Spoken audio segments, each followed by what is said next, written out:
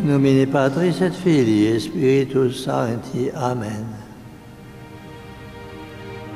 Mes bien chers frères, mes bien chères sœurs, mes amis,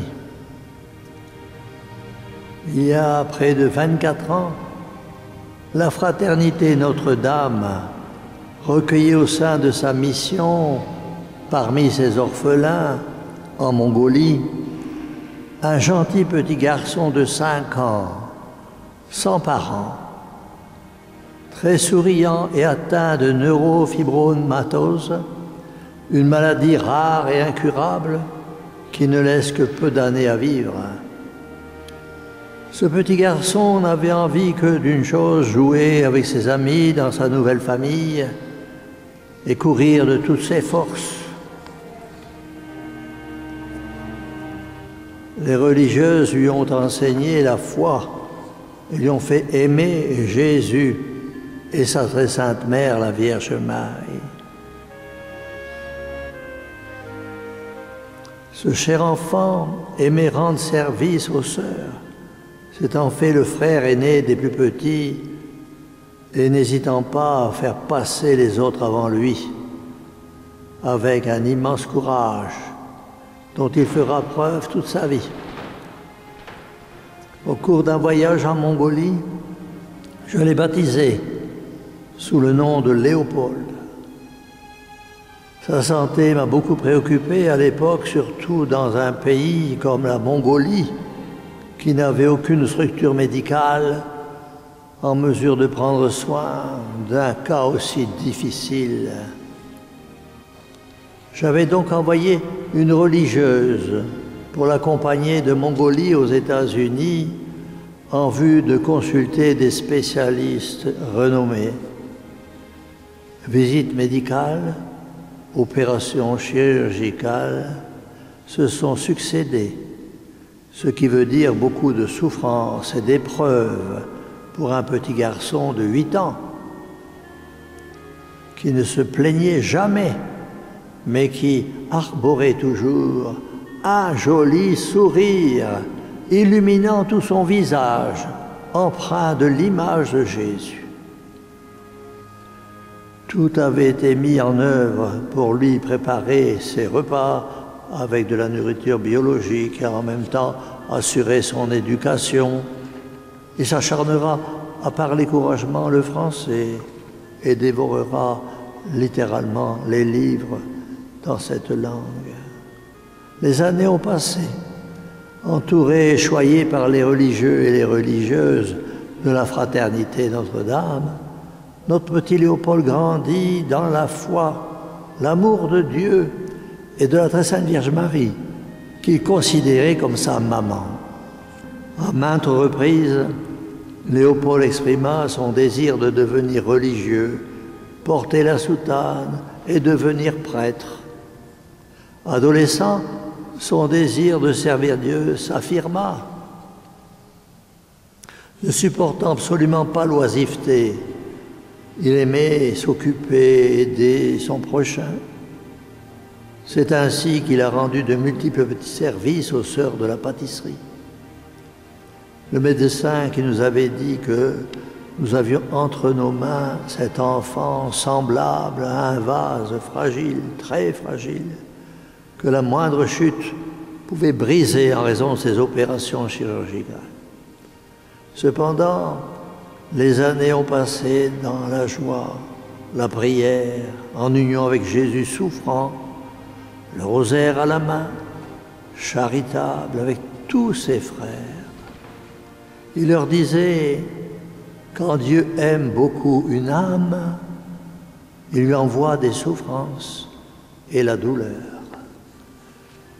Il avait un tel désir de se consacrer à Dieu que j'ai décidé de lui laisser faire ses premiers pas dans la vie religieuse et lui donner son nom de religion choisi par Notre-Dame elle-même, frère Léopold-Marie de la Miséricorde.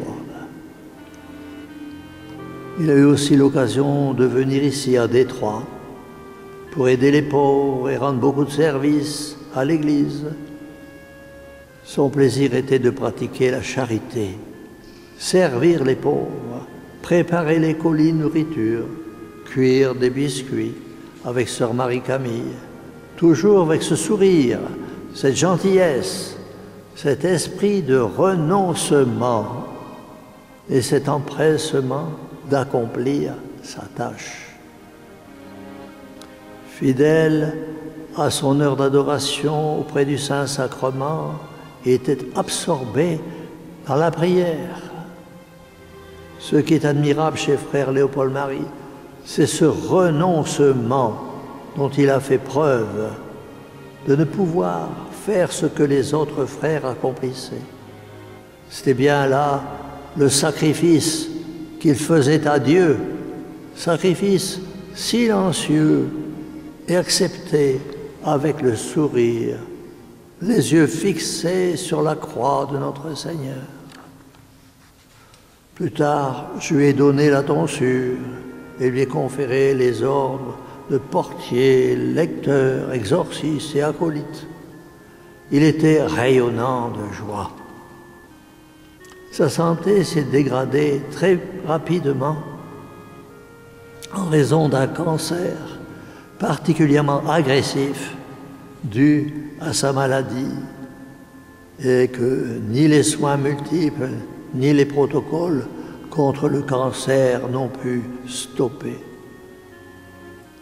Jamais frère Léopold-Marie ne s'est plaint, nous confie son frère infirmier, frère Marie-Maximilien de Notre-Dame du Perpétuel Secours, qu'il a gardé nuit et jour et que le cher malade avait surnommé Simon de Cyrène. Toujours charitable, frère Léopold-Marie, s'il avait besoin d'un soin particulier, allait jusqu'à attendre que son frère infirmier soit réveillé pour ne pas troubler son repos. Vers la fin, dans ces derniers moments, sa voix se faisait de plus en plus faible. Et comme je le visitais quotidiennement pour lui donner la Sainte Communion, je l'appelais mon petit acolyte, et lui de me répondre tout souriant « Je vous aime beaucoup », résumant ainsi toute sa reconnaissance et son amour. Frère Léopold-Marie de la Miséricorde a quitté cette terre paisiblement, sans bruit, très tôt, ce matin du vendredi 11 avril, après avoir travaillé de toutes ses forces à sauver les âmes, à aider l'œuvre de la Fraternité Notre-Dame, sa chère famille religieuse. Je suis heureux d'avoir été son père spirituel, lui montrant ainsi le chemin du ciel. Frère Léopold-Marie avait choisi la vie religieuse qui incarnait vraiment ce qu'il désirait dans sa vie. Répondre à l'appel de Dieu, répondre à son amour.